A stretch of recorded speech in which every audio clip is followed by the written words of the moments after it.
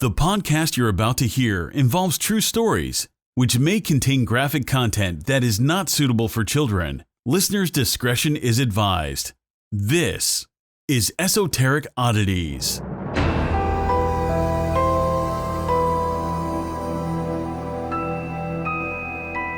Hey guys!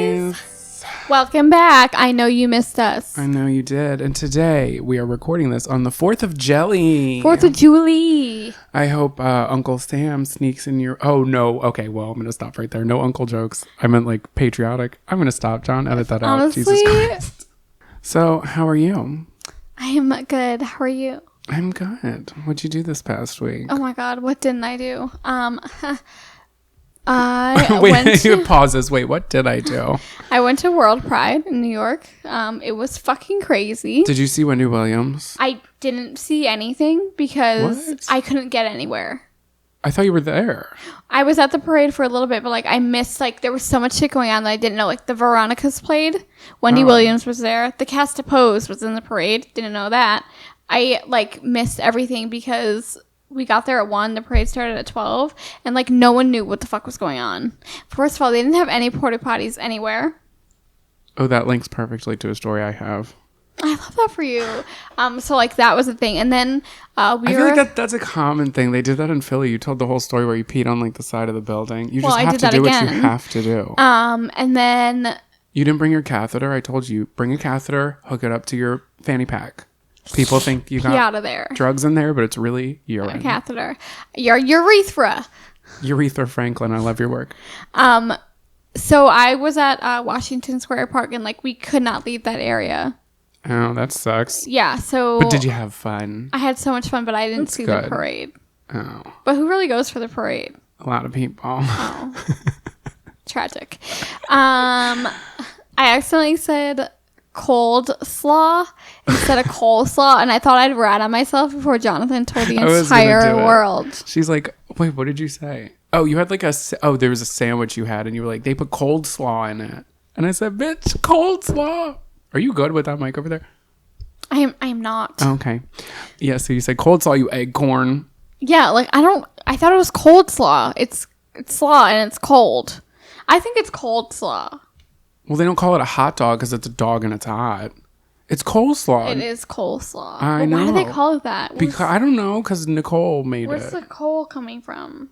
Let's look it up right now. The mines, they mine for coal. Okay, while you're looking for that, I'm going to read my short article I have for the day, which... Why is Cole Sprouse called Daddy? That is not what we're looking for, but I know the answer to that. So the title of this article is Porta Potty Pit Stop Goes Horribly Wrong. Look at that. This is from Huffington Post, and it's a video, actually. It was caught on tape.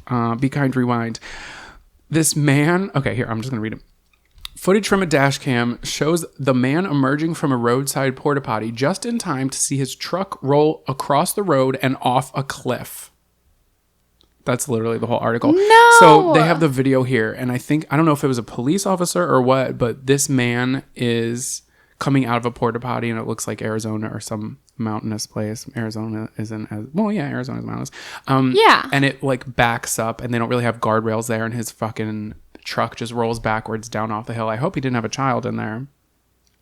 I hope for his sake. Well, people are joking about it, so I think there's probably not a kid in there. It says, road tip, use the parking brake. Thanks. Did he just like not put it in park? Probably not, but like why? I don't know. Maybe he was really high. That could be a good excuse. Oh, God. So he literally was coming out of the porta potty just in time to see his car rolling off the side of a fucking cliff. I hope he has car insurance. I hope so too. I bet that was a Monday. That sounds like something that would happen on a Monday. Those fucking Mondays. Oh no, it was yesterday. It was a Wednesday. Ooh. Was yesterday Wednesday? Yeah. You guys, today's Thursday. I don't know what day is which. This past Tuesday, I told my coworker she was leaving, and I told her to have a good weekend, and she was like, "It's Tuesday." I was like, you know what? It should be Friday, to be honest. But for you guys, if you're listening to this the day it comes out, it is Monday. So sorry to hear that.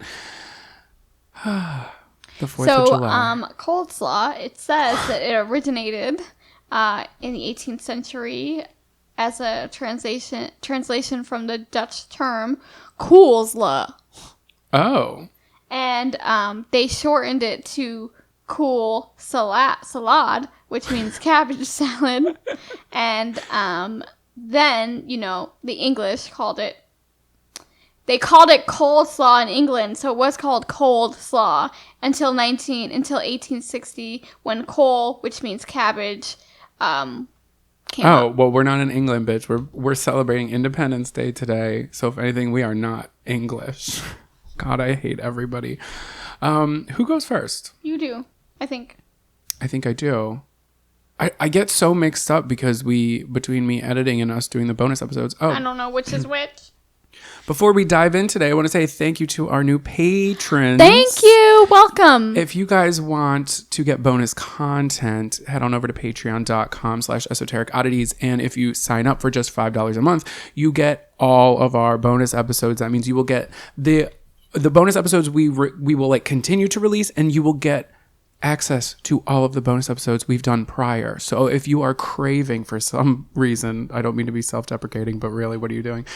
If you're craving us more after 85 whole episodes, you can head over there, and we've got a whole bunch more just for you and your secret little ears. And I will say that over there, we do get a little bit more open with things. We do, because we know that it's not going to be the entire The internet. whole world, yeah. The last episode, we were spilling the beans a little bit. I thought about editing it out, and I was like, you know what? I'm gonna leave it. It's funny. Maisie was like, "LOL, your topic for the Patreon," and I was like, "Fuck that guy." Ooh, Anna. Ooh. If you want to know what we're talking about, head on over to patreon.com/esoteric oddities. Alrighty. So I suppose it is my turn, and our topic today, if I'm not mistaken, which I could be, I think is mysteries. No. What did you do? I did. Oh, it is Unsolved Mysteries. Yeah. Okay. Well, yeah. Same thing. I don't know why it just didn't click to me. I was like, You gave me a look like, what? Okay. Every time I come here, your fridge is more and more bare.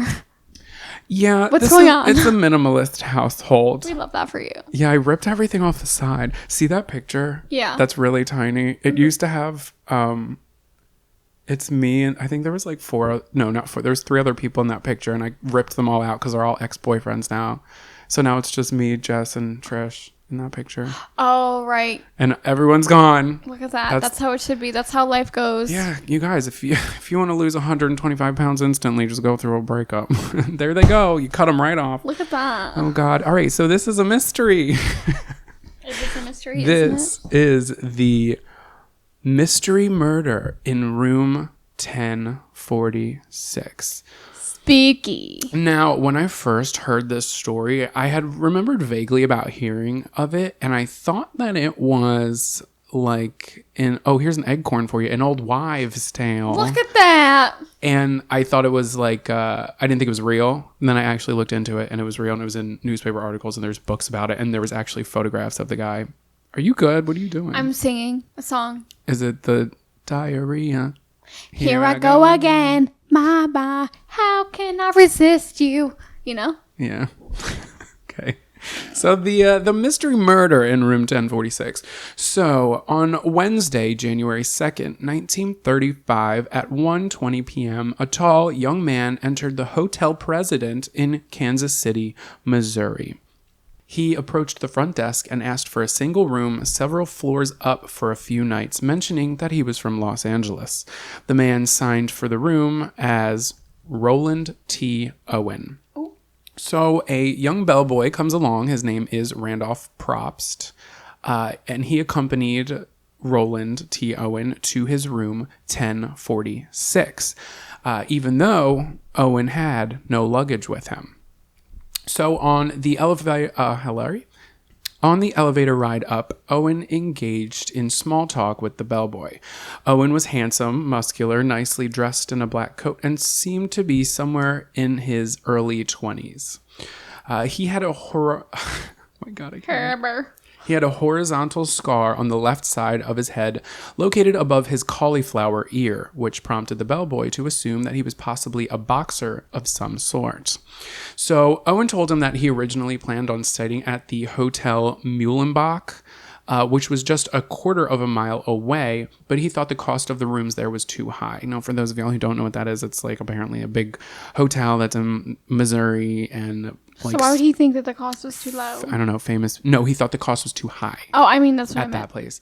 And like famous people were there. I don't know why he mentioned it, but we'll get back to that later. When the elevator arrived on the 10th floor, the bellboy showed Owen to his door, room 1046.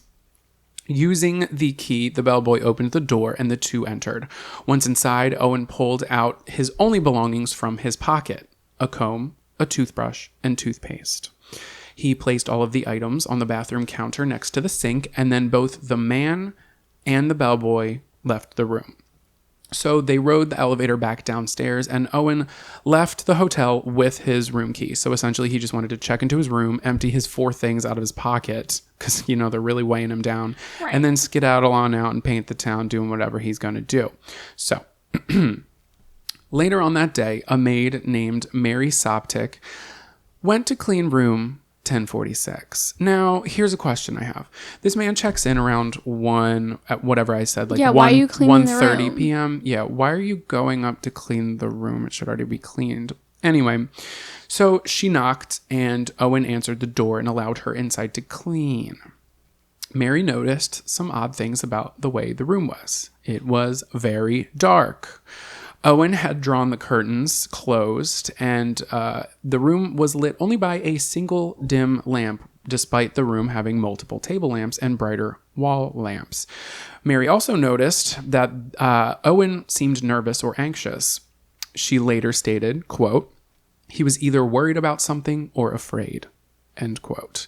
So while Mary was finishing up the room, Owen told her as he was leaving, because she's cleaning and he's like, okay, I'm going to dip out, but if you leave before I come back, he says, please leave the door unlocked because I'm expecting a visitor very soon.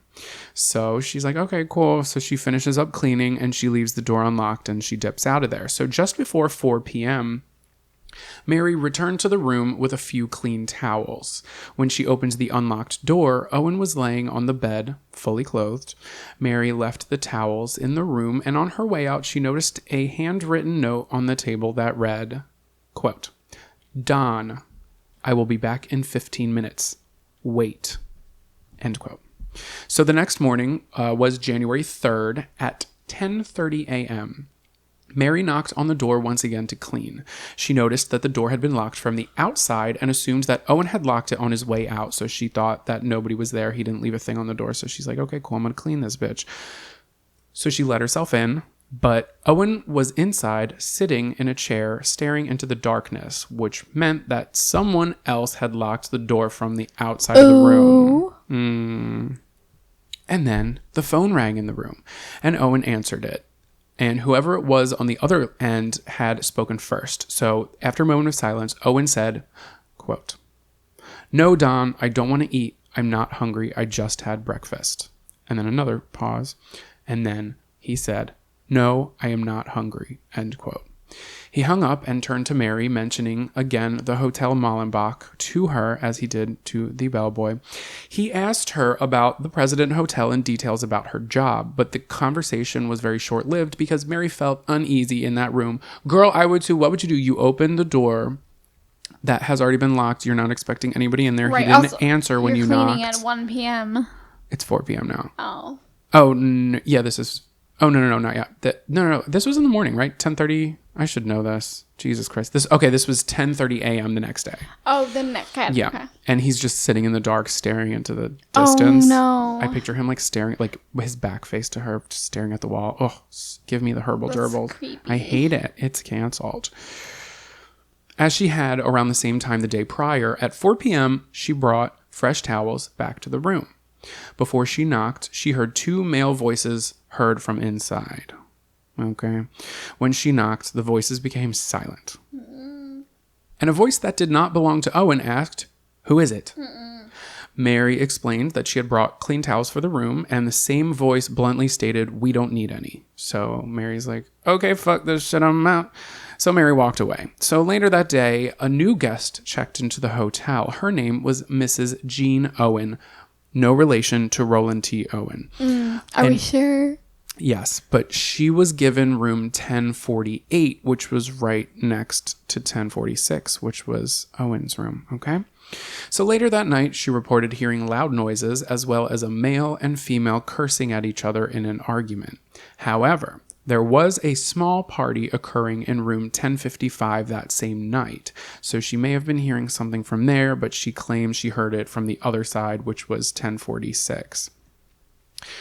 But then Mrs. Jean Owen heard sounds of a scuffle and a gasping noise. Mm-hmm. The next morning was January 4th, 1935. At 7 a.m., the hotel telephone operator noticed that the phone in room 1046 had been off the hook for a while. So the operator sent the good old bellboy Randolph Probst up to the room. So when he got to the room, there was a do not disturb sign hanging on the door. Despite this, he knocked anyway, and a low voice from inside said, "Come in." Oh, I don't like that. So the bellboy hesitated, but he jiggled the handle, but it was locked from the inside. So he knocked again, tugging at the knob so the guest would know that it was locked. And again, the low voice from inside said, "Turn on the lights." Don't do it. So the bellboy knocked a couple more times, but Owen did not open from the inside. So assuming Owen was either drunk or hungover, the bellboy just said from the other side of the door, quote, "Put the phone back on the hook," end quote, and walked away. He was irked. Well, that's all he had to do. And he was like, "I'm not trying to play these games. If you're hungover, that's fine. But you knocked the phone off the hook. Hang it up. Thank you." So 3 hours later, the hotel telephone operator noticed that the phone in room 1046 was still off the hook and not in use. Another bellboy named Harold Pike was sent to investigate with a skeleton key in hand. When he knocked, there was no answer. Oh. So he used his skeleton key and he opened the door to find the room completely dark with the curtains drawn, as Mary had said before. And the only light that was in the room was the lights that were in the hallway shining in. And he saw Owen laying naked on the bed. The phone stand had fallen off the table and was laying on the floor off the hook. So like the bellboy before, Pike assumed that Owen was sleeping off a hangover. So the bellboy just picked up the phone, placed it on the table, hung it up, and then left the room. Why do you keep looking over there? It's kind of bugging me out. Sorry. It's okay. You're scaring me. Spooky 4th of July. I'm sorry. At 10:30 a.m., the phone in room 1046 was off the hook once again. The first bellboy, Randolph Probst, was sent to the room yet again. He knocked a few times, but got no answer. But this time he had the skeleton key. So using it, the bellboy walked into a scene he would never forget. Ooh. Roland T. Owens was crouched over on the floor. His head was bloodied and the walls and ceiling were covered in blood stains. The police were dialed and the bellboy Randolph Probst reported, quote, "When I entered the room, this man was within 2 feet of the door on his knees and elbows, holding his head in his hands. I noticed the blood on his head.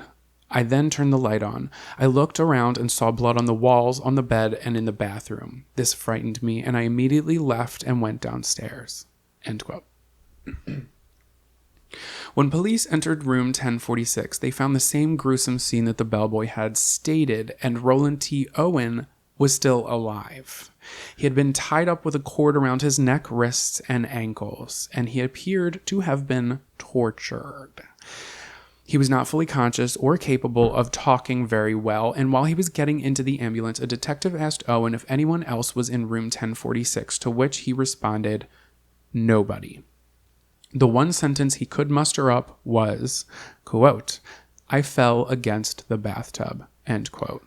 He then fell unconscious, and he arrived at the hospital but died hours later, shortly after midnight on January 5th. So Owen had been hit repeatedly in the head with a blunt object, which caused his skull to fracture.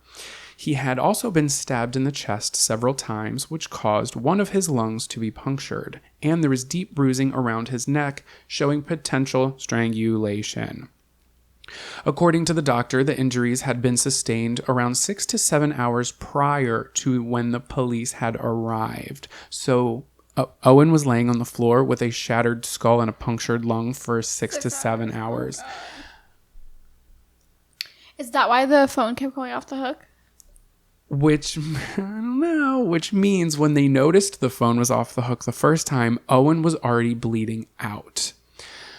So a lot of people now think that he either was trying to call or he knew that it would say downstairs, the phone operator, that the phone was off the hook and that someone would come up. Oh, right. And 2 different bellboys came up on 2 different instances, Yeah, but he was hours laying apart. naked on the bed. He couldn't get up. Oh. All he could do was reach over and like swat the thing off the bed. So that's when he, I guess, was trying to get to the door by the time the other bellboy came the 3rd visit. So imagine like how horrifying that is. Like help is right on the other side of the door, but you can't get to the door to unlock it because you've been stabbed, you're bleeding out. And yeah. That's crazy. Yeah. And just hearing the bellboy walk away the first time must have been crushing. If you even have like the mental consciousness. Oh, and that's why he was like, come in, turn the lights on. Right, yeah. right. Yeah. So an investigation at the President Hotel rolled out in room 1046, but created more questions than answers. Not a single stitch of clothing was found in the entire room. I don't know why I'm doing this with my hands. I think I'm zenning out. Hello. I'm centering myself. The standard hotel room requisites like shampoo and towels were all missing. Okay, so they literally beat this man and like took his clothes and well, they didn't take his stuff. They took the stuff that was in the bathroom. And I have a little bit of a theory about what's good with that. Detectives discovered a label from a tie, an unsmoked cigarette, and a hairpin. 4 fingerprints were found on the phone, as well as a couple of discarded items. The fingerprints did not belong to Owen, but potentially belonged to a female. Now, the fingerprint analysis back then wasn't that great, but they could tell the difference between quote-unquote feminine fingers and quote-unquote masculine fingers. Now, as I said before, Owen had cauliflower ear and he was more muscular, so we don't know, but he had stockier hands, like of like a stronger man or a fighter. And they said that the hotel, the telephone had like slender feminine fingers on it, but who knows? But they're just saying that it's definitely not his fingerprints. So detectives interviewed the front desk worker who told them that Owen had mentioned he was from Los Angeles. So detectives were like, okay, cool. Let's call LAPD, see what's good, see what's Gucci over there in Hollywoodland. But when they looked into it, there was no record that the detectives or LAPD could find of anybody named Roland T. Owens ever living in LA. So now investigators are thinking that maybe the man wasn't Roland T. Owens at all, and maybe it was just an alias. So his corpse was put on public display at the Melody McGilly Funeral Home in an effort to identify him. They just put him in this casket, and they were like, anybody know him? Anybody know him? Several people came forward and said they knew him or like recognized him and they had come in contact with him but didn't quite know who he was. So multiple bartenders stated that the corpse on display was a man they had seen in the company of many different women, some women who were known to have wealthy boyfriends. Ooh. Detectives discovered that a man matching Roland T. Owens' description had spent some time at the Hotel Molenbeek, as well as the Kansas City Hotel and the St. Regis Hotel. Okay. So this is 3 additional hotels that his description matched, right? So the name used at the Molenbeek was Eugene Scott, which then turned out to be another alias. The staff at the 3rd hotel, St. Regis, said that the man who matched Owen's description checked into their hotel under the name Duncan Ogletree. But Duncan wasn't alone. He checked in to the same room with another man named Donald Kelso. Remember the note that said Don on it? Sure do. So then investigators are like, okay, who the fuck is this Don character, right? As Mary, the maid, had told him before, he had been heard talking to the Don on the phone, and they also had the handwritten note that was addressed to Don that said, wait 15 minutes. They don't quite know what that means. Ooh. but there is somebody else named Don who's involved. So they posed a theory that Don may have been the man visiting Owen, who insisted Mary did not bring the fresh towels and that they weren't necessary. Remember that other voice who she didn't recognize? Yeah. So they were like, okay, maybe that's who that is. It was also possible that Don could have been the same man staying with Owen at the Regis Hotel, if that was Owen under Duncan Ogletree. Right. But they searched every Donald Kelso and even Don that they could, and it was most likely they came to the conclusion an alias that person was using. Just after a week of the strange event of January 2nd, a new lead came in.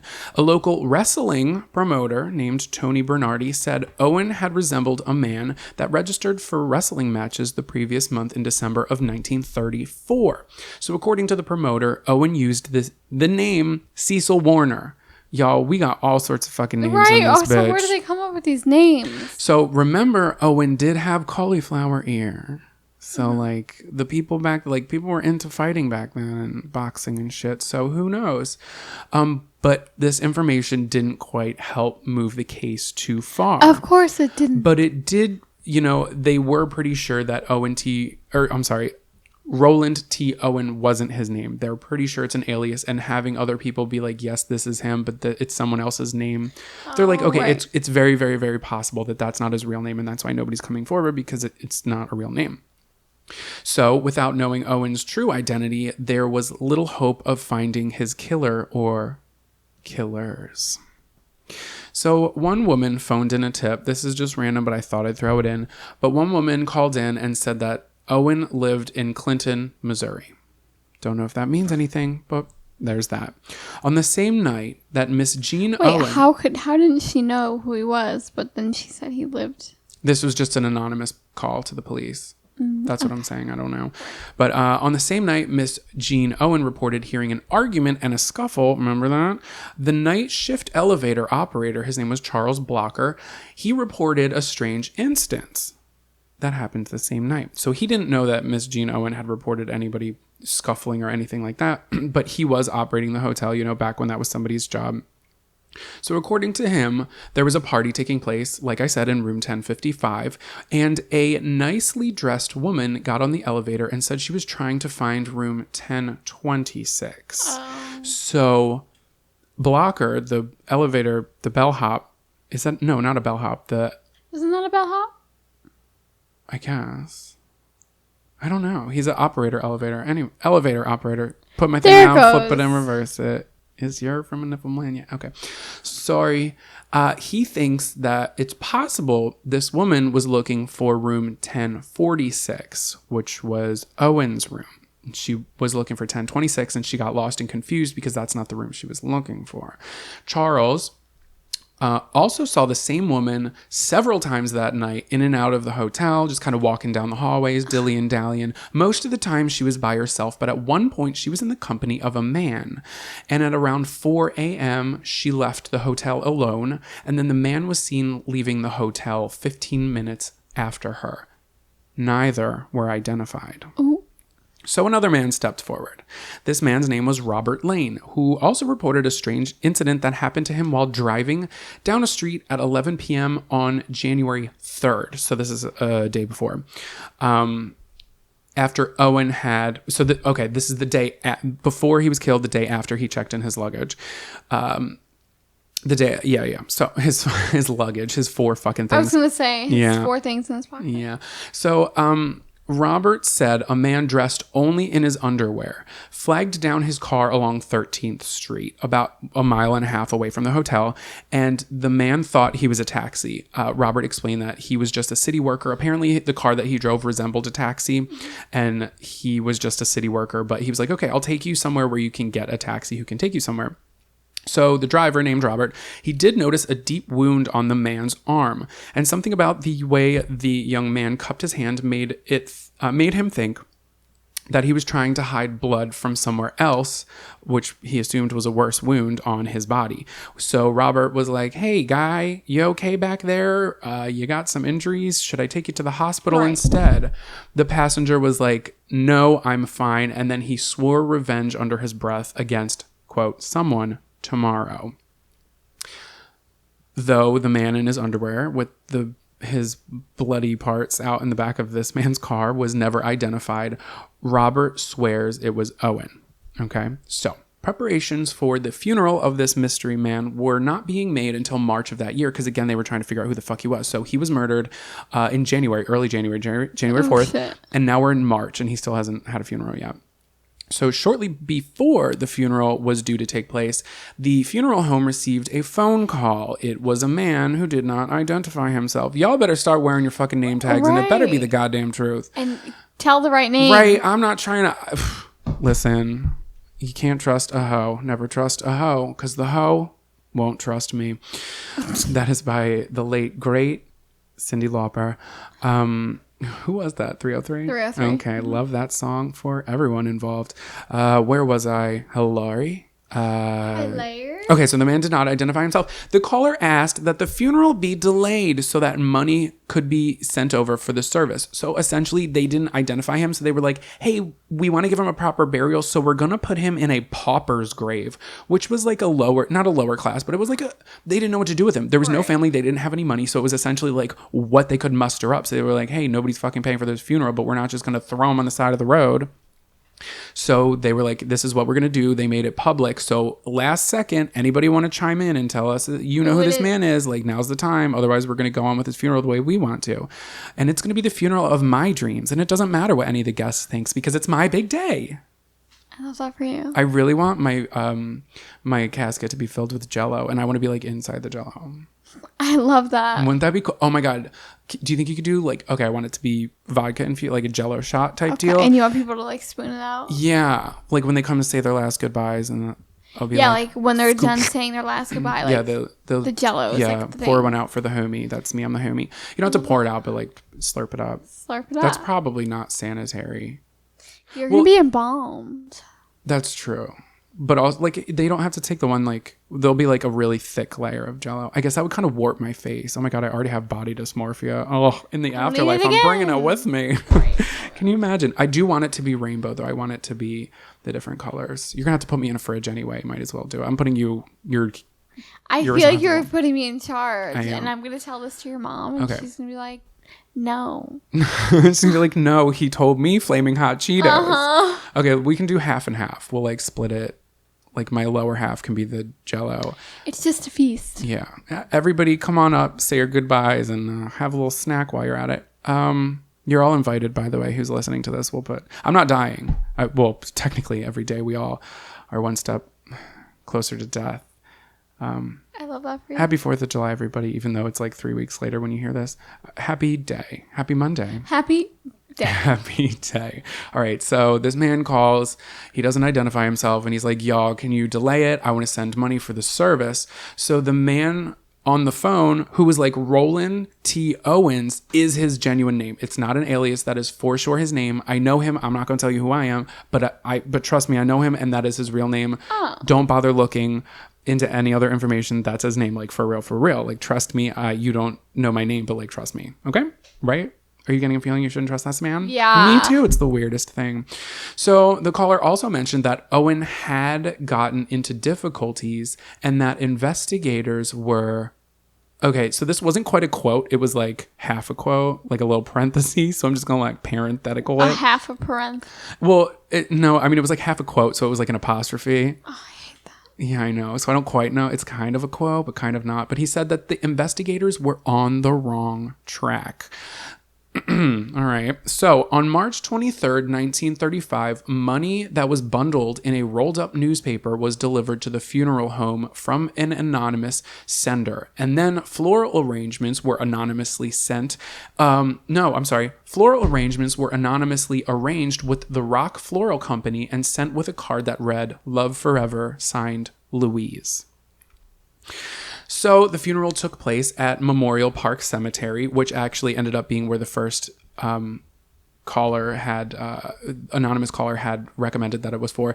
And the only mourners... Okay, yeah, so that was the end of the sentence. So... Me. In 1936, a woman calling herself Eleanor Ogletree read a magazine in American Weekly. Yes, that's right. Ogletree, as in Duncan Ogletree, Look at that. who checked into the Regis Hotel with another character by the name of Donald Kelso. Donald. So, reading the account in the magazine, it occurred to Eleanor that the image of Roland T. Owen published, because they did take a picture of him post-mortem that you can actually find, and I'm debating on putting it on our Instagram or not, the image of him strongly resembled her missing brother, Artemis Ogletree. Oh. So she informed her mother, Ruby, and Ruby contacted the authorities and informs them she believed the mystery murdered man was not Roland T. Owen, but was actually her son. She stated that the last time she saw Artemis was when he was leaving their home in Birmingham, Alabama in April of 1934 when he was 17 years old, stating that he wanted to explore the country. If this is true, that would make the murdered Owen only 19 years old. So Ruby then received 3 letters, I'm doing air quotes, from her son in the spring of 1935, which would have been a few months after the murder took place. But each letter was typed. And as far as Ruby was aware, Artemis didn't know how to type, because back then that was like a big thing, right? And the language used in these letters was, quote, slangy and unfamiliar, end quote. That was a quote from Ruby. So she's like, hey, red flag. She just thinks her son's out there doing shit. And then after she learns that he was murdered, she then receives. So she already knows that she's pretty sure her son has been murdered. And then but she doesn't know for sure because he was already buried and they didn't have, So several months after the final letter arrived, which stated that Artemis was sailing to Europe, a man calling himself Jordan phoned Ruby. So this Jordan man provided an update on Artemis and said his life was saved by the missing son. So Jordan was like, hey, Ruby, your son Artemis, he just saved my life. You're not going to believe it. And he's married to a wealthy woman and they live in Egypt Get now. out of here. Jordan also told her that Artemis wasn't going to be sending her letters anymore. He couldn't type because he lost his thumb in a brawl. He has another one. I'm fucking saying, but You have also, fingers. first off, why can't Artemis come to the phone right now? Hello? Why can't he call? Oh, because she's dead. Taylor Swift. I don't know what song that is, but it's on her discography.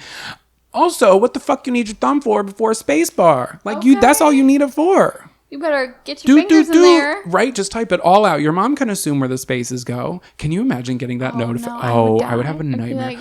You remember the girl Lisa Turtle from... I forget what her real name is. Oh my God, it's going to bother me. I could totally Google it, but I want to find it on my own accord. These are the issues I have.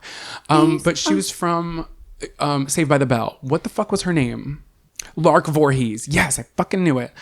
So Lark Voorhees, if you haven't seen her, oh my God, her tragic, she needs help. She published a book and there's a period after every single word. After every single word. If you guys want to go, I will probably link it if I can remember. But if I don't link it, go to Amazon.com, hashtag not sponsored. I'd be like, I don't want to. I tried reading it and I think that's like what she was trying to do. But like if you watch interviews with her nowadays, one, doesn't look like the same person. 2, I'm not sure what's going on in between those ears. And honestly, I don't quite know if I want to know.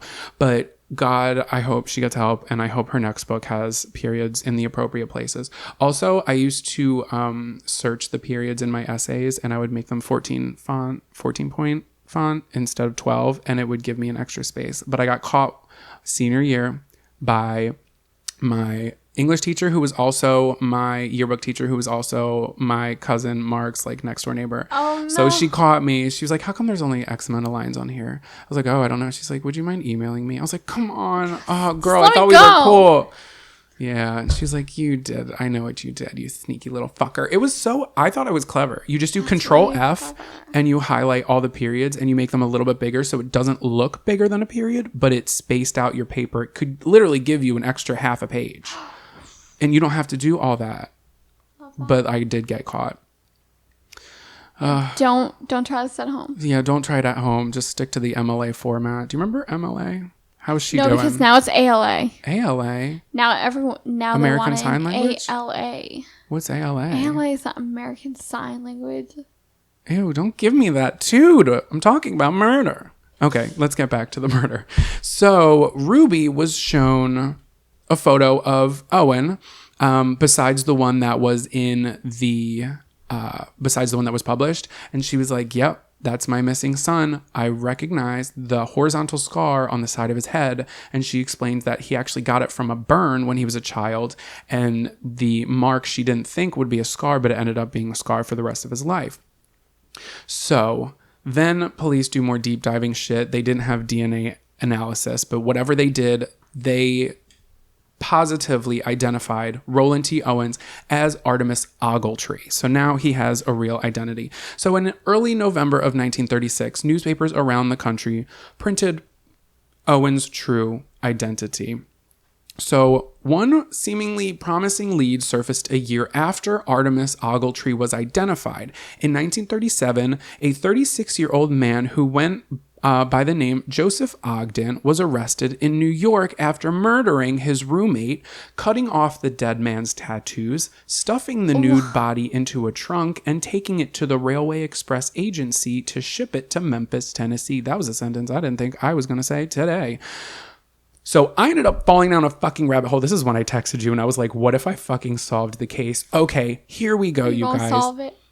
Listen to this because this honestly kind of frustrates me. Now, in a bunch of sources that I had found or that I was using, they all said that this case was linked to a different case that happened in 1937 in New York, but police decided it wasn't linked. And that's all the information I was getting. And almost all of my sources I was looking up said this. So I was like, okay, what the fuck? Well, what is this? I just want to know. I just want to do some research. I'm already falling down the rabbit hole. Let me just lose myself a little bit more. So I started looking it up, and then I looked up the name that was provided, which was Joseph Ogden. So, bitch. And for some reason, nobody is really talking about this. Joseph Ogden, he was living with a young, and this is for real, like I have the newspaper articles and I will be posting them. Joseph Ogden was living with a younger man named Oliver. Oliver was 20 years old and described by police as very handsome. And Oliver was the, quote, roommate to Joseph Ogden, and he was the one that was murdered, stuffed in a trunk, naked. Sound familiar? Yeah. Mm-hmm. Well, one of Joseph Ogden's other aliases, are you ready for this? Yeah. Was Donald Kelso. Yikes. As in Donald Kelso, who checked in to the St. Regis Hotel with a handsome 19-year-old man named Duncan Ogletree. Look at that. Who ended up naked and dead. But the connection was never pursued by police. And the name, I guess, Donald Kelso was pretty common. And allegedly, Joseph Ogden had a somewhat alibi in Florida when Artemis, a.k.a. Owen, was murdered in Missouri. But none of it was like airtight. So what the fuck? Right. Which one is it? And then I got confused because then I started really falling down a rabbit hole, and they started using Joseph Ogden as this of all things, anti-marijuana like thing, because I guess he had like 19 rolled marijuana cigarettes. And by the way, in these old articles, they spell marijuana like MARHU, like how it sounds. Marijuana. I can't. Marijuana cigarettes. And it was all anti-drugs. And they were like, he wouldn't have done this if he wasn't on drugs. And they kind of just like snipped it there. And nothing was ever connected between Joseph Ogden, aka Donald Kelso. It published in newspapers, they were saying the name Donald Kelso. Kim. My thing is, how come no, like, are you kidding me? Right. Do you not see an older gentleman who is going by Donald, and the murders? I mean, of course they're different, but they're younger men. Okay. All right. Sorry. I couldn't fathom why nobody was fucking talking about this. I looked it up on Reddit. I looked it up on, maybe I just didn't dig far enough because I had other shit going on. Okay. I'm a busy girl, but like, I just like, can somebody back me up on this? Hello? So let's fast forward to 2003, y'all. Oh, shit. Yes, we are alive now. We are alive. We are barely thriving. I was in 5th grade. I was still wet in the bed. So 2003, Kansas City Public Library librarian John Horner, he started writing this in-depth book about the mysterious murder that occurred in room 1046. His phone rings one day. And the caller, oh, bitch, guess what the caller didn't do? Didn't identify themselves. Are we surprised? Yeah, I was just going to say that. But he did say he was calling from outside Missouri, and someone in his family had recently passed away. So the anonymous caller was like, so I was going through my family members' things because, they died. We don't need their stuff. And I found a box that's filled with old newspaper clippings, and all of the clippings are about the murder of Roland T. Owen at the President Hotel. Ooh. Also in the box was something that newspaper reporters had mentioned, and apparently it was like a big deal, but the caller refused to say what that something was. So I don't know what the fuck he was trying to do with this librarian / author, John Horner. I don't know what the point of him calling was, but I guess he told him insider information for his book. I didn't read his book. I'm so sorry, John. It's on my to-do list. I don't know. I just think maybe he was feeding him information, but he didn't mention what the thing was. But I'll get back in my theories, which are coming up because I'm wrapping it up. I will kind of touch on that. I will touch on it just a little bit. Just a gentle little swipe of the leg. Oh, no. But consensual. So here are some questions I have. I'm sure y'all have more, but these are just some open-ended questions that I would love to tie up.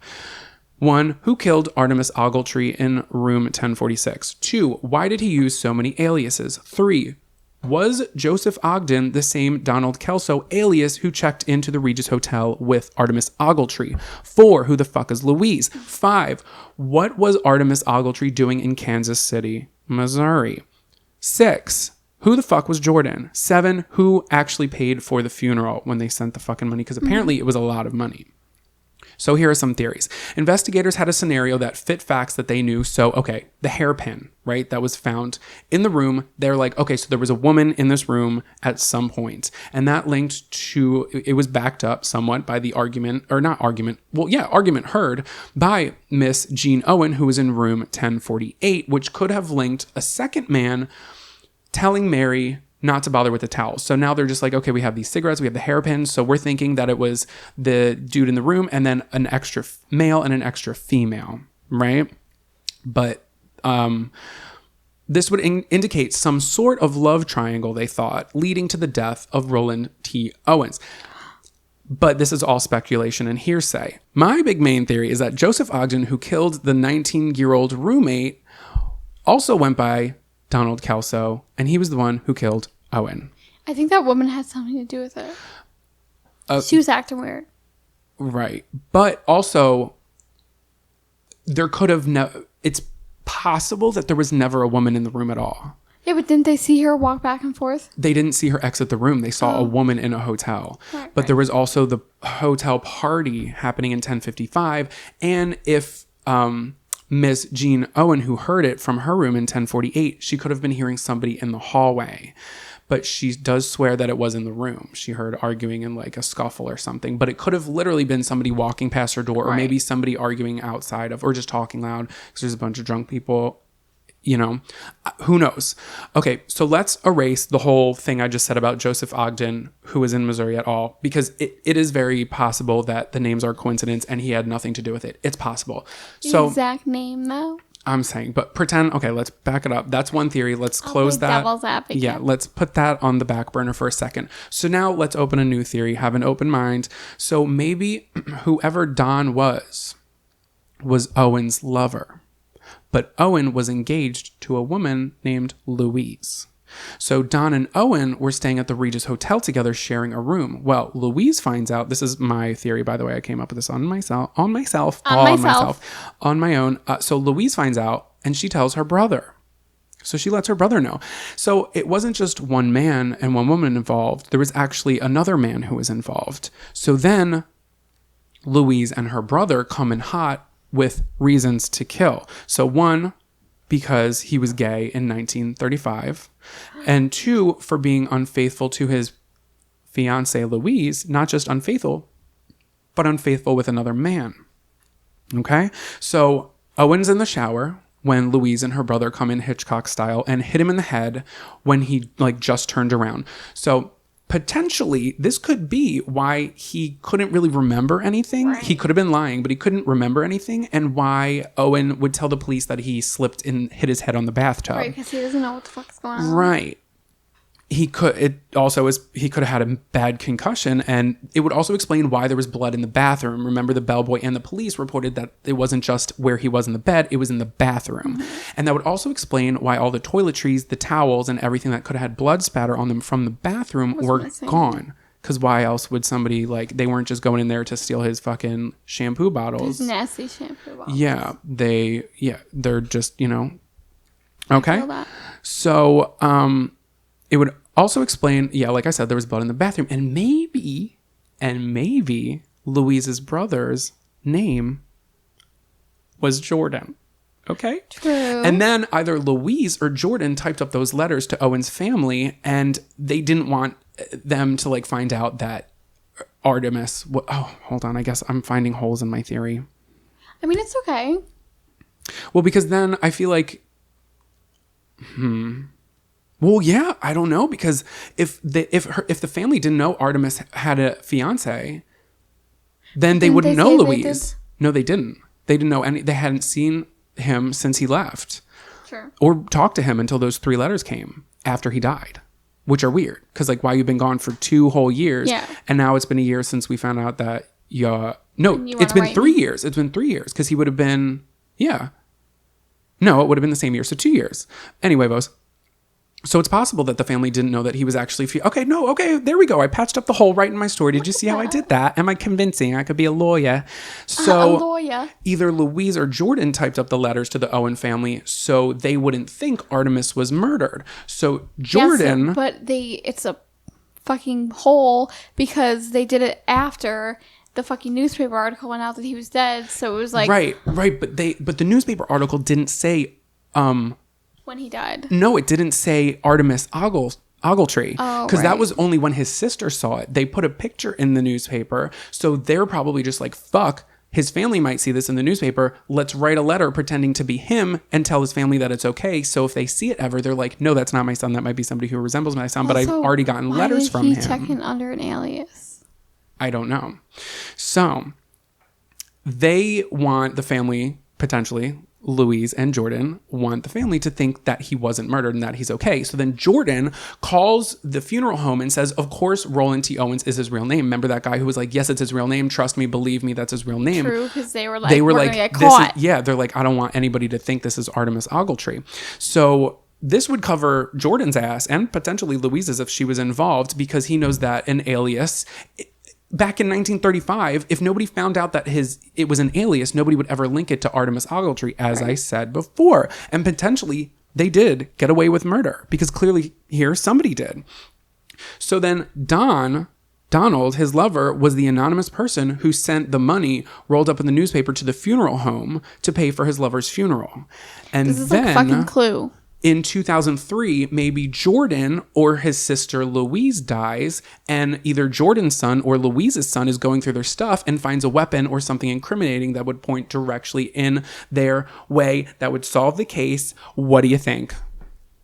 I think it sounds like fucking Clue, but for hotels. Isn't it fucking crazy? It is. It's fucking crazy. Because what makes it so confusing is the fucking aliases. Being like, this person's actually this person and this person. So many. And it wasn't and there was a really, lot of people involved. Yes. And the added names didn't add any fucking help. No, it didn't. So truly, I think my one theory about the gay lover thing could potentially work. It's a story that works, but I feel like I squeezed the puzzle pieces in. But again, I feel like there's probably holes in it, but I feel like it could potentially be what happened. Right. To this day, we don't know who I killed him. don't know why they killed him. My thing is, it's also, I kind of am stuck that my last theory about Don being the lover, maybe potentially I feel like it might have been Joseph Ogden, the guy who actually got arrested for killing a 19-year-old, because there's too much that's linking it there. There's like too much that is similar. And the fact that Donald Kelso, how many fucking Donald Kelso? But also, here's my thing is, why did the police shut it down so quickly? On like even BuzzFeed, I watched a whole BuzzFeed documentary and they drop it. They don't even talk about it. They had to be involved somehow too. Who, BuzzFeed? Do you think BuzzFeed did No, it? just like the police. Because why would they drop it so quickly? So it had to have been. Yeah, they probably had reason to. I don't know. You said that one woman was really wealthy. The woman in the elevator? Yeah. We don't know if she even had anything to do with it. That was just also the man she left with at like 4 a.m, because she said she was looking for 10:26. He was in 10:46. Right. So who knows? Maybe she actually really was going to 10:26. I feel like she said that to like make them kind of like get off her. I don't know though. I don't know, because tail, whatever. Yeah, okay, that could have been it. See, in my head, I had it. Maybe she had it mistaken, but you could be right that maybe she knew damn well where it was. See, but if she was smart, she would get off on a different floor and then walk down the stairs to that room. None of these people are actually smart. I mean, they got away with it. Clearly they are. Right. But I feel like they wouldn't get away with it nowadays. But the real tragedy here is that Artemis was like a 20-year-old and... He's dead. Well, 19. And he laid there for 6 with hours. His brain... But okay, wait, hold on. I have another theory. Okay. They made it clear that he was... And this could literally be anything, but they made it clear that he was out flirting with women in town who were known to have rich boyfriends. Okay, so what if he flirting with the wrong girl, woman, and someone's in the mob? So why is he? That could be why he's hopping around from hotel to hotel under different aliases. Yeah, but why does everyone else have one? Well, Don, who he was with, maybe that was his friend he was with. Maybe that was Joseph Ogletree. Maybe Joseph Ogletree was like a sugar daddy type deal, because he could have been the one who spent a lot of money on the funeral and sent all that shit sketchily rolled up in a fucking newspaper thing. Which is weird. He could have been like, Joseph Ogden wasn't really rich though. Like he himself, he wasn't really rich. Everybody always said he was unemployed. I don't know. Maybe he had money at one point. Who knows? There's just like a lot. I'm just confused as to why a lot of the sources I read did not link Joseph. I think I came across like 3, but a majority of the internet doesn't seem to think it's weird that Joseph Ogden, who actually was killing somebody who was 19 years old, found naked, that he tried to ship away literally a year or two after. The same thing happened. Yeah. Same age. Similar, yeah. But maybe that's not enough. But the fact that his name was Donald Kelso and they found out that he had like written down documents, that was his alias. And then also wasn't that the one that called and he was like, hi, his name is this. Don't look into it. This is what it is. Bye. Who knows? Oh, who knows? You don't really know. I have called. I feel like a bunch of my theories are now starting to blend together in my head, and I don't know. Right. I really don't know. So you guys, if you have a theory, truly, I would love to hear it. I don't care how fucking long it is. I will read the whole thing, and maybe I'll read it on the podcast, because this is one of those things that, again, doesn't it? It sounds like the plot of a movie. It sounds like a good novel. It does. You should write it. It's already written. It's real. And then in 2003, someone wrote like the real thing on it. Fact. But I mean, and I didn't read the book. Truly, like my theory that I think I came up with could be in his book. I don't know. I just you're just a smart person. Well, I also had to do the bonus episode, which ended up being 18 pages. It was 32 pages when I pasted it. So I was like, ooh, Sarah's not going to sit through this. So I was doing that research while I'm doing this research. And we only had, mind you guys, we had, I think, 4 days to do the research from last week's to now. No, not that you wouldn't sit through it, but like, it's a lot. I could answer. Oh my God, it's so good. I had never heard of it. You guys, patreon.com/esoteric oddities. It's going to be a fucking good one. Boop. So yeah, if you have any theories, send them to odditiespodcast@gmail.com. Let us know what you think. Please don't DM them to us. I mean, you can DM them, but like, I would much rather just please fucking email it to us. We get DMs. We get a lot of DMs. Yeah. Like, so just odditiespodcast@gmail.com. We would love to hear from you. Any theory at all. It could be a sentence. It could be a novel. Let me know. True. I think I'm really trying to, I want to know, like, it bothers me. Like, someone out there knows why and who. Not saying anything. And I feel like there's so many scenarios that could fucking fit this that I feel like I'm not going to be satisfied, because we're just not going to know what happened to Artemis Ogletree. Well, hopefully we figure it out. Yeah, so that is the story of Roland T. Owen, a.k.a.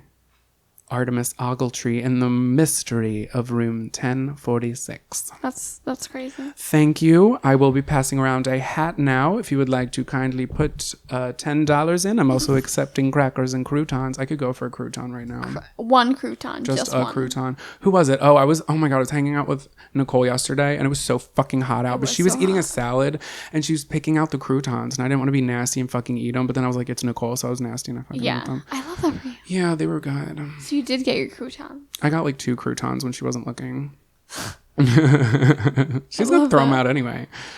Oh, God. The story begins on November 27th, 1985.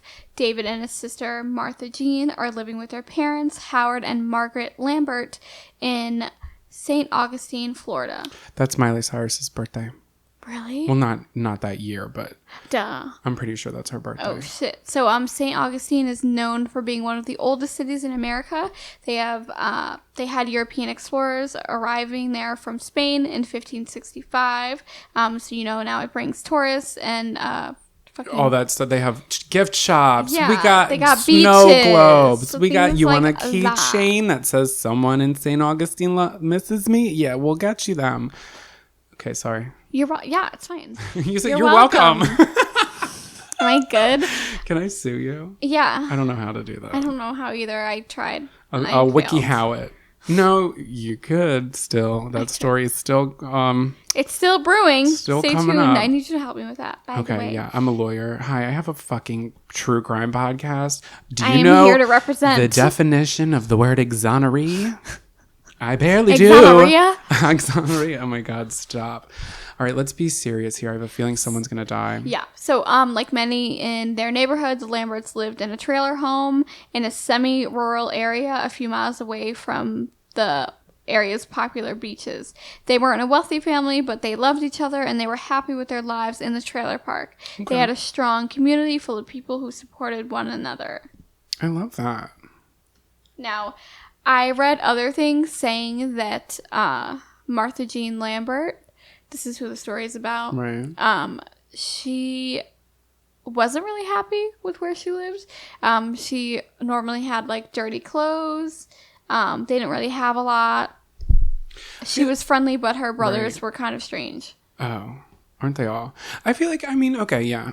I hate when things like kind of, I guess that's not something that would be factual because nobody really knows if she was truly happy or not, but things like that when they like hinder in source to source kind of grinds my gears. Right? Like, was she happy or wasn't she?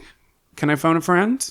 At the time, David was 14 and Martha Jean was 12. Martha Jean was a 7th grader at the city's Keeter Linus Junior High School. She was one of the small-statured girls. She only weighed 71 pounds. Jello. However, according to David, she had a combative nature. They made her a force to be reckoned with, despite her small frame. Is this you? Right. Okay. I wish I was 70 pounds, but I'm 96. Oh my God! Shut up! You are 26 years old. 25. 26. 25. Oh yeah. Okay. Cool. So in another source that I've read, the family was angry, so I think this is why she had the combative attitude that she did. Oh, okay. So it's either they're happy where they're at, they love each other, or like they're an angry family. Yeah. Like angry at each other. Like was it a just like I think because now I'm not like making fun of people, but I think it was because like they lived in a trailer. It was a small space. Right. Okay. And people would be on top of each other. Yeah. So I think like that's where it got. Right. And like her father was an angry person. Oh. Okay. Which I'll get into. Oh God. So she had a reputation to be really tough. She wasn't a force to be reckoned with, you know? I know the type. I'm looking at it. Some people said she wasn't mean, but she wasn't afraid to stand up for herself. Right. So, like, I'm nice till you cross me, okay, bitch. Stay in your lane, I'll stay in mine. Okay? Well, I guess you don't have to stay in your lane, but you gotta stay the fuck out of mine. Okay. So, as you see, November 27th was the day, so it was Thanksgiving. Okay. And Miley's birthday. Yeah. They were getting ready to celebrate. Unfortunately, her father burned the turkey, and he reacted with anger. This is how I kind of figured that he was just a generally angry person, because who the fuck gets mad about that? Maybe he wasn't. Okay, well, maybe he wasn't like a super angry person. But that's what the other sources say. I don't know. Okay, It's right, from so a you're piecing post it on together. Facebook.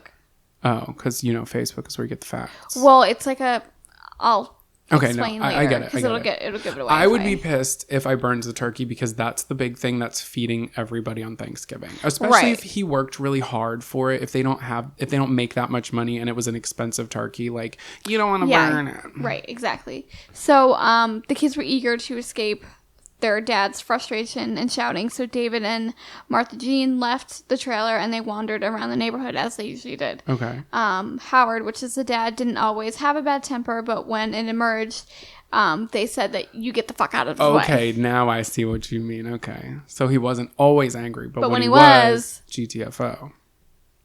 So as the children walked around, David gave Martha some money to spend in a local store. Eventually, David and Martha ended up at Florida Memorial College. It was an empty campus that was basically run down.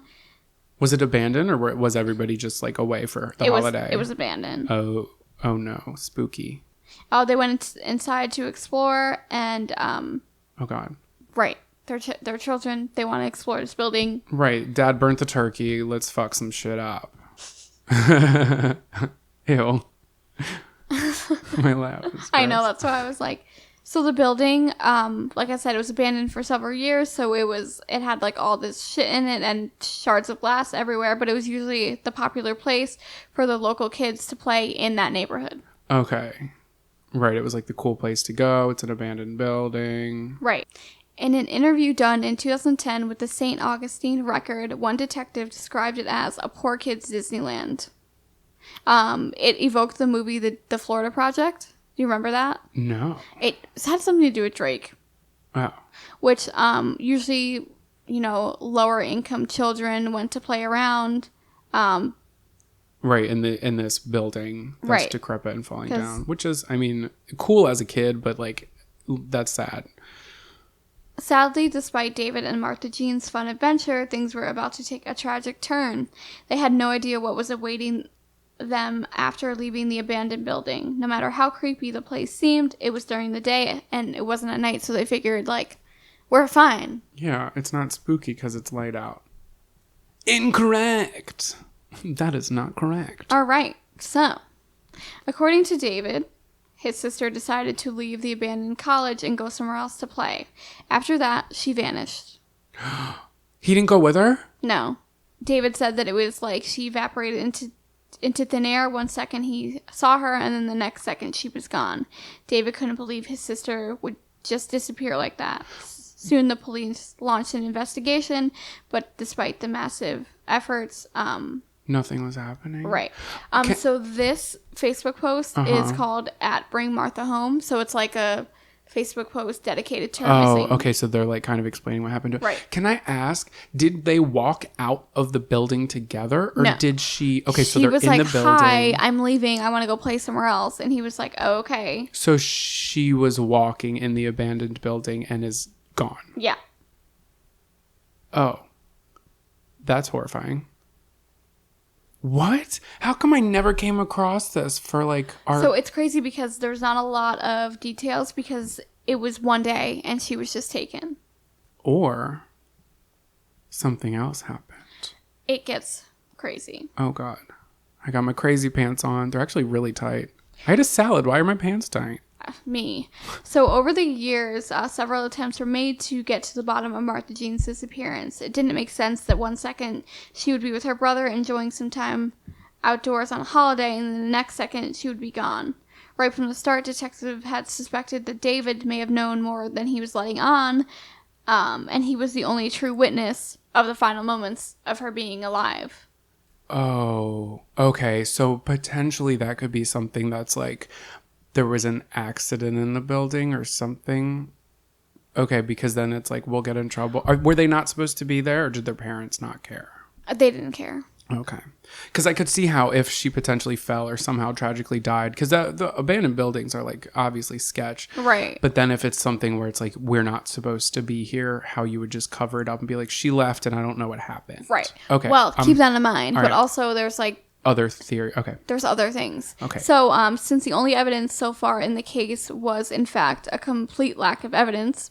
Right, because there's nothing. Right. The police were at a total loss as to what to do. Martha Jean left without a trace, and David showed no signs of having hurt her and had no helpful information to share. When searching her home in the area of her disappearance, they didn't find anything, so they had to try another approach. So did police search the abandoned building? Yeah, there was nothing there.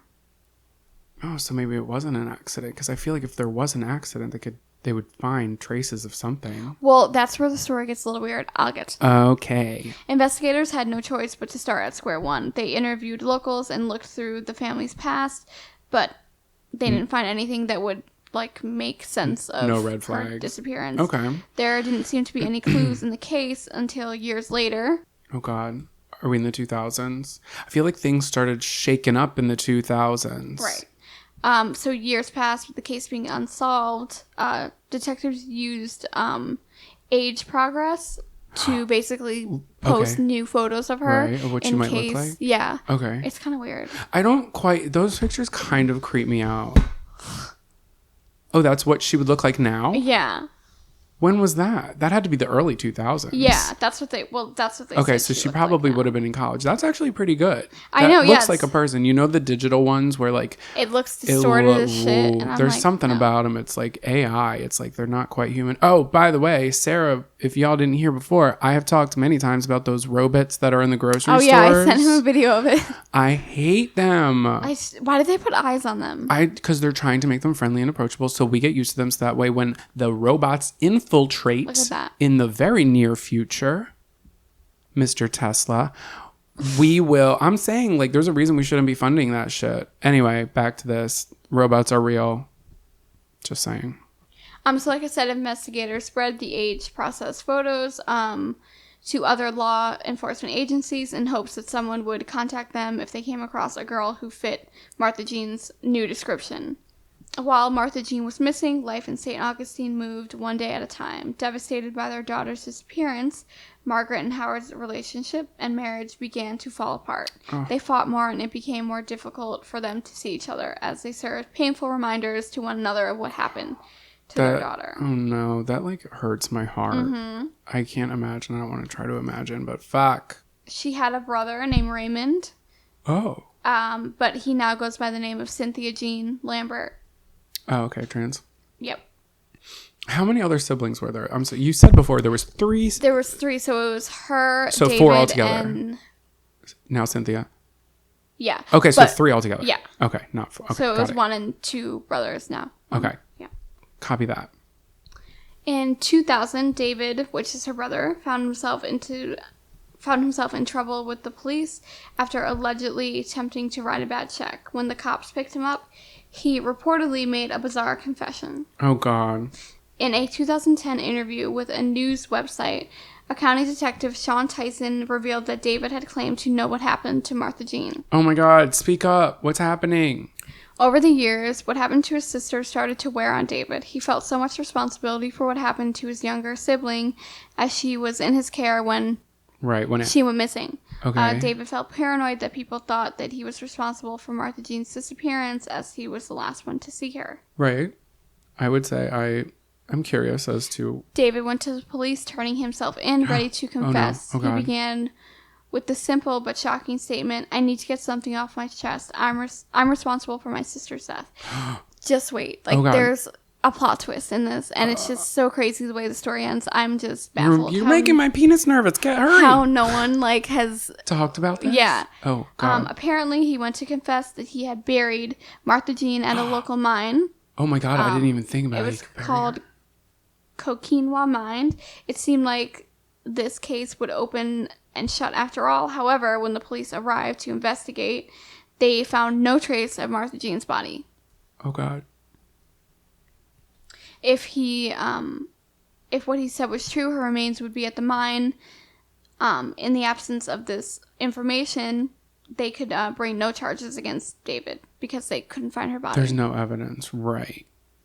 Then in June 2010, Tyson, which is the detective, and another detective, Howard, made a final attempt to solve it was literally the most lengthy missing person case that the county had ever seen. Right. The detectives knew that this case had a logical solution, and they just had to like really investigate.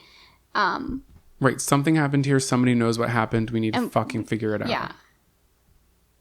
Well, if it was an accident, maybe he didn't kill her. If there was an accident involved, it could be possible that nobody knows what happened. But there would still be fucking traces of her. I'll get there. Unless she fell down a well. They began. Oh my God, they're by the ocean. Right. There's a beach. Okay, sorry. They began to investigate once more by interviewing friends, family members, and neighbors who had lived near the Lamberts at the time of Martha Jean's disappearance. They spent more time carefully crafting their questions this time so they wouldn't miss anything.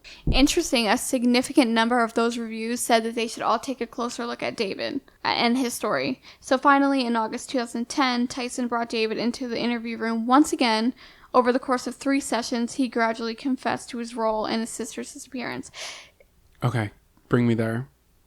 Apparently, on that day in 1985, Martha Jean had asked David for more money when they arrived at the Florida Memorial College. After he gave her some change to buy something at a kiosk, David had refused to give her more money. So remember how before they went to the fucking college. The dad gave him money or the mom gave No, him? David gave his sister money. Oh. And now she's asking for more money. Oh. So when he refused, she got really upset and hit him.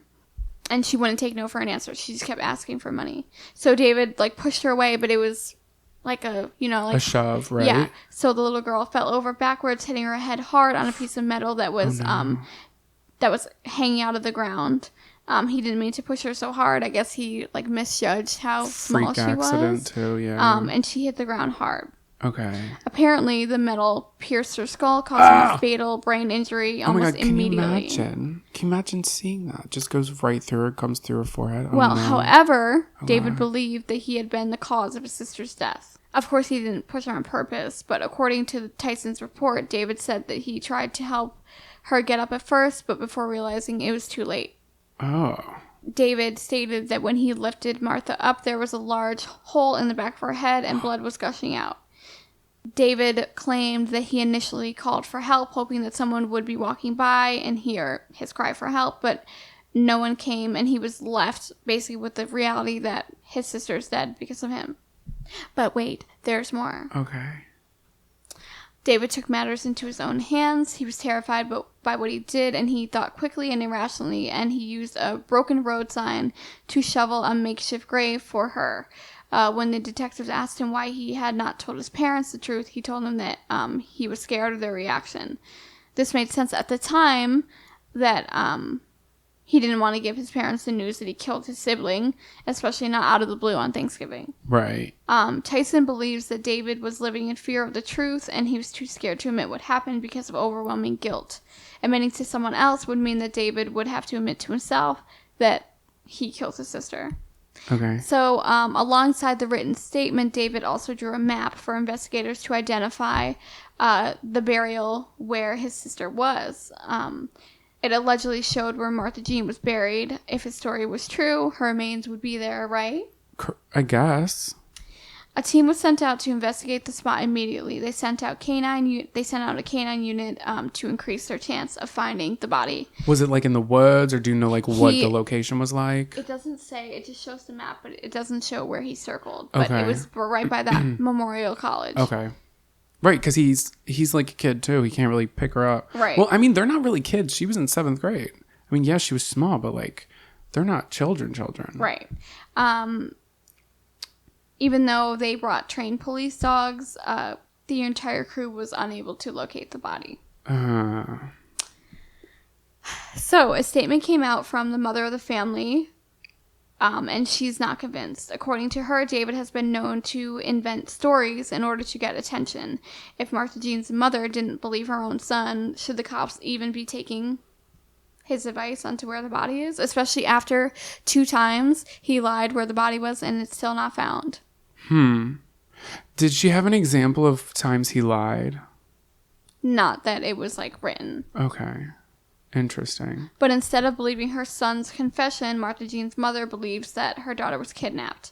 Adding to the confusion even more, David himself later withdrew his statement, claiming he had only told the officers what they wanted to hear.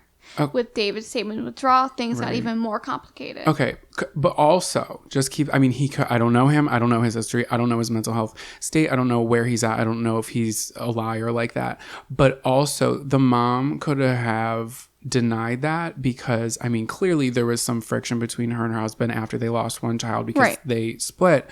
But think of it. She already lost one kid. If he confesses and he's sent away and like prosecuted for this, she just lost true. 2 kids. That is true. Well, because there was no evidence of Martha's body, the case was closed, and the police do believe that David is guilty, but they don't have enough evidence, so David wasn't facing any charges. Huh. A 2010 press release from St. Augustine's County Sheriff Office states changes in the law since 1985. And there's limitations to prosecute him because there's no fucking body to trace back. Okay, but also, being devil's advocate, it is possible that the location could have... I'm sorry, when did he get arrested again? When is his confession coming in? He got arrested in 2010. Okay, so 2010, and we're talking about, what, 25 years earlier? He didn't get arrested at all, but... No, when he's confessing. We're talking about, like, over 2 decades. Yeah. 2.5 decades prior. So, who knows, like, what... Okay, so my thought is maybe... Who knows what could have happened, like, if that's actually where... 1, who knows, like, if he's telling the truth. 2, if he is telling the truth, who knows if she was actually buried in a shallow grave. It couldn't have been that deep if he's using a fucking sign to do Right. it, or so he says. Right. There's animals out there. Over time, her bones can come apart. The bones can scatter. 3, in addition to that, potentially, I mean, head on over to patreon.com/esoteric oddities if you want to hear something similar. But, like, if the police did a quote-unquote search... They would have saw blood in the fucking memorial. Well, I don't think... Well, okay. Back then when they did the search. But, well, Yeah. if that's where she fell. If it wasn't just outside or anything like that. Like, Right. show... Okay. So there's some Right. holes. Right. No, but I'm saying, what I was going to say is, if they searched and they didn't find any remains, I have done some research where police have potentially searched the same area/property thrice, that's 3 times, and haven't, quote unquote, found the body that is... There's so much other evidence that I can't really explain it to you because I haven't told you the story yet, but like maybe the body isn't... Maybe the body is there, but the police didn't see it. Like, Right. how Maybe they missed trained, it. how well are they like excavating this area? Yeah. You know, that's another question. So like maybe he did and the mother's just denying it, or maybe he didn't and maybe she did get kidnapped. I mean, especially if she's small, Right. but she doesn't take shit from anybody. But And that's the story of Martha Jean Lambert. oh no. Isn't it so weird? I feel sad and undone. Right? I'm like, oh, when I was reading it, I was like, oh shit, I can't do this because it's not like...